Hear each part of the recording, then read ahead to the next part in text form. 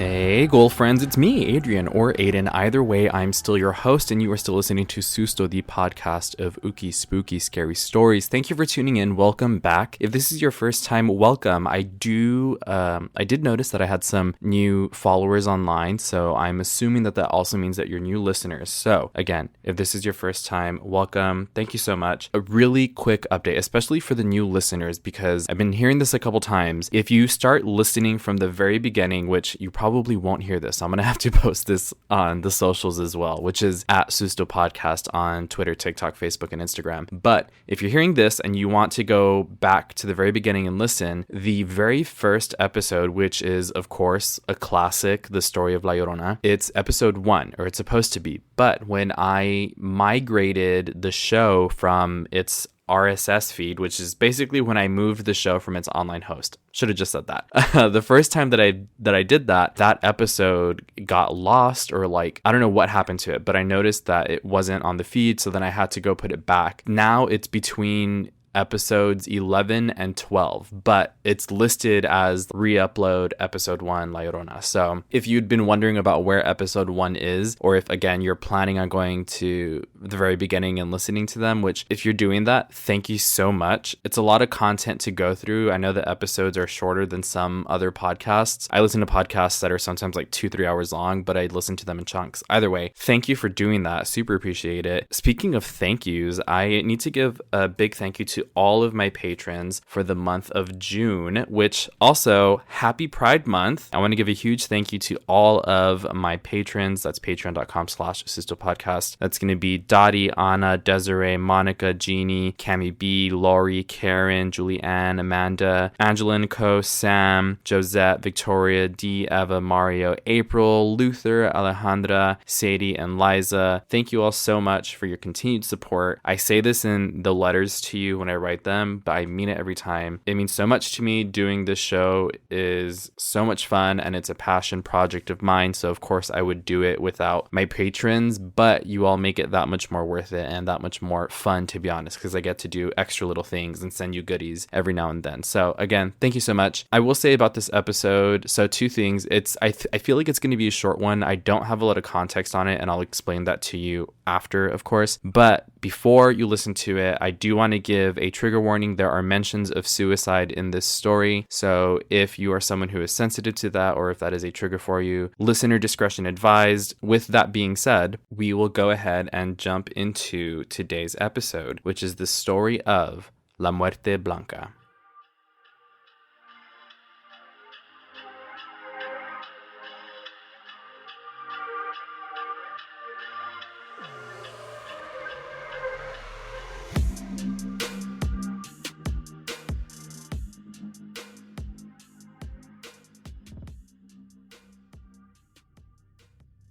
It all started earlier today, when a friend of mine burst into my house and slammed the door behind him. His eyes were wide with fear, and he stood there breathing heavily, with his back against the door, as if he was trying to keep something out. I asked him what happened, and he told me this story. He'd been living with his aunt for the past year because his parents were in Mexico. They were doing mission work at a small hospital. The previous night, a disheveled man stumbled through the entrance of the hospital. He was screaming and appeared to be out of his mind with terror. They brought him over to a chair and let him sit down. As he caught his breath, he told his story. He claimed that his sister had been killed by something he referred to as the White Death. He kept saying it was coming for him next. Confused, the hospital staff asked him who or what a White Death was. With a look of fear on his face, he said that La Muerte Blanca was the White Death. She is the soul of a girl named Blanca, who died years ago. She died by her own hand, he said, alone and unloved. She hated life so much that she wanted to remove all traces of herself from the earth. So great was her desire to completely eliminate her own memory that she returned from the dead as a vengeful spirit, set on killing all who knew of her existence. She is a girl, but not a girl, he said.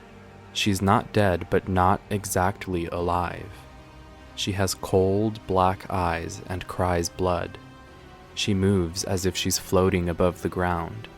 She stalks her victims like a wild animal, pursuing them across rivers and valleys, trailing them back to their homes. You are never really aware that she is following you until you hear her telltale knock upon your door. She knocks once for your skin, which she'll use to patch up her own decaying flesh. Twice for your hair, 3 times for your bones, 4 times for your heart, 5 for your teeth, 6 for your eyes, and a 7th time for your soul. No matter where you go, La Muerte Blanca will track you down, and you will hear her terrible knocking begin on the door. You can try to outrun her, but she's faster than any mortal. If you flee from your home while she's knocking on your door, she will follow you wherever you go. The terrified man was certain this entity killed his sister. He tried to tell the police about her, but they would not listen, dismissing it as a silly ghost story. Next, he tried to tell his priest, but the priest immediately shut the church door in his face and turned him away. The priest later said he had seen her spirit following him and refused to get involved out of fear. With his head in his hands, the frightened man said that La Muerte Blanca follows you forever until you tell someone else about her. Then she strikes. She kills you and begins following the person you told. After finishing his tale, the man stole a car from the hospital parking lot and vanished into the night. Apparently, my friend's mother and father immediately called his aunt and told her about the strange man they just encountered. They asked her if she had ever heard anything about a white death. She said she had not, and they proceeded to tell her the story the man told them. His aunt got a phone call later that night. It was the police. They told her that his parents had been found dead outside the hospital, as if something had torn them apart. Later that day, my friend's aunt broke the news to him. As he cried, she told him she couldn't understand what happened. She recounted the whole story to him, telling him about the strange man who had turned up in the hospital just hours before his parents were found dead.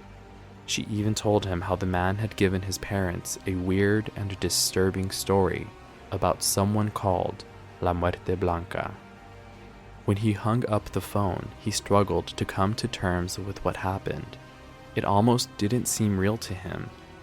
When he got home after school, he found the front door of his aunt's house standing open. Inside was a trail of blood leading into the kitchen. There, on the kitchen floor, he found his aunt's body. She too had been torn from limb to limb.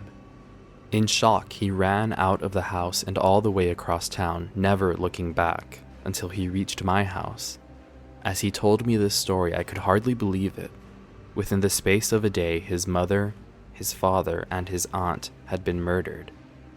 It all seemed too far-fetched. But before I could utter a word, my friend and I both recoiled in horror as we heard knocking at my front door. We've been staring at the door for an hour now. Neither of us wants to open it. The knocking is still going on, growing louder and louder. She never gives up. She never quits. La Muerte Blanca is unstoppable. I think she wants to scare us, my friend and I. I think she wants us to blame each other. And I do. I blame my friend. He should have never told me about her. As I sit here in my house listening to that knock growing louder, I wish a lot of things. I wish he had killed my friend before he reached my house. If he had never told me about her, I wouldn't be in danger now. I'm sorry I ever met him. And I'm sorry for you too. I'm sorry I made you listen to this story. I'm sorry I told you about La Muerte Blanca, because now that you know about her, she'll be coming for you next.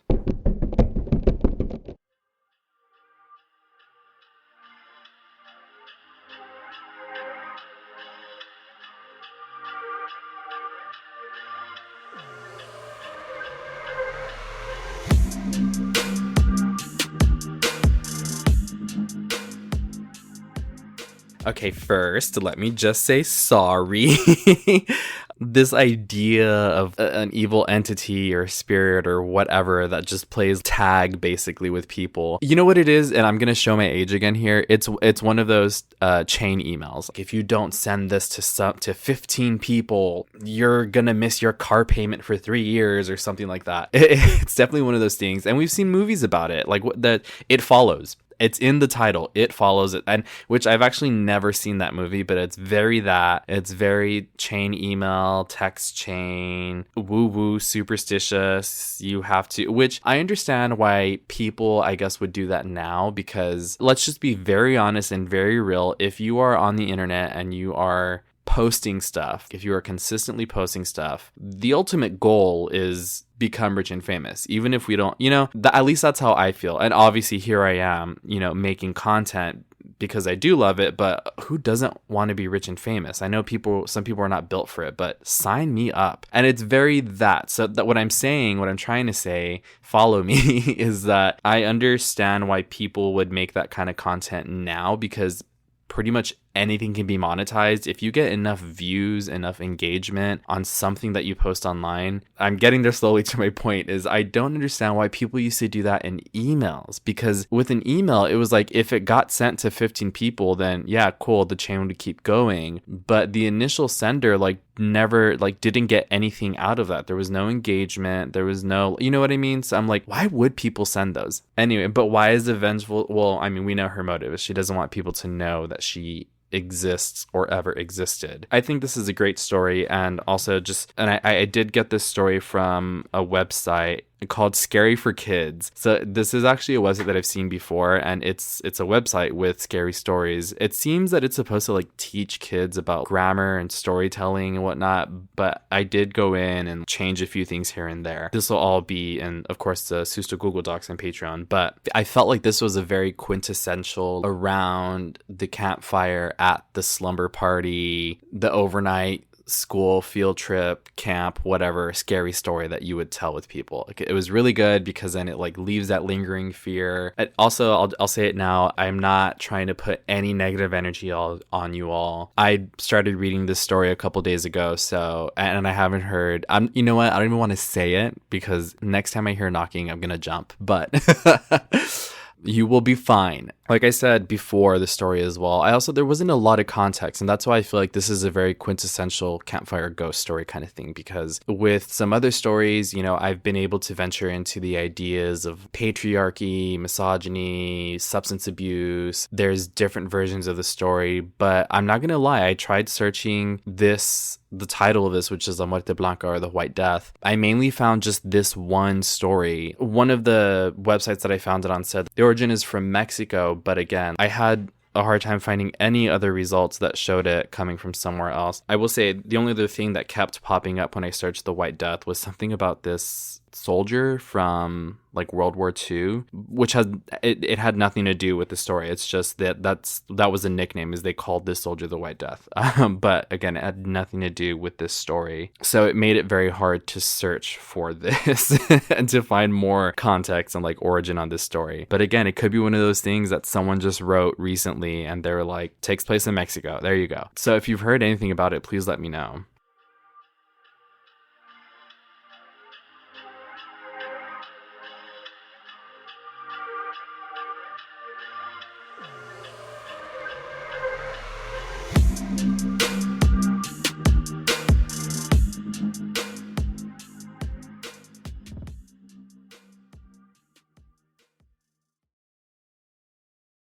All right. I mean, like I said at the beginning of this too, I felt like it was going to be a short one. Thank you all so much for listening this episode. Again, if you are wanting to go back to the very beginning and listen to the episodes, episode 1 is embedded between episodes 11 and 12. So if you just scroll down and you look between those two, it's going to be there. I promise. It just got shifted when I moved online hosts. And if you are going back and listening from the beginning, thank you so much. I really appreciate that. And I hope that you notice the growth and how much I have put into this episode or into this show from the very beginning. Anyone who just started following and just started listening, thank you so much for joining us. Pull up a chair, grab a hand, we'll start the seance. If you want to follow along for any and all updates on the show, you can do that by following at Susto Podcast. Once more, Facebook, Twitter, Instagram, or TikTok. If you have your own scary story, video, audio recording, whatever it is, or a picture, and you want me to share it either on the show socials or on the show itself, you can do that by sending me a DM on the socials. You can also email me to sustopodcast@gmail.com or leave your story in a review if you are able to type out a review, depending on where you're listening. If you haven't listened to the last episode, which was Letters from the Beyond Part 2, I really love doing episodes like that. It was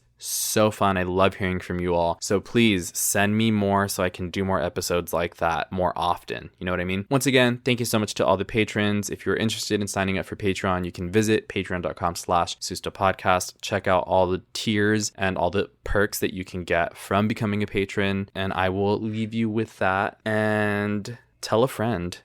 Bye.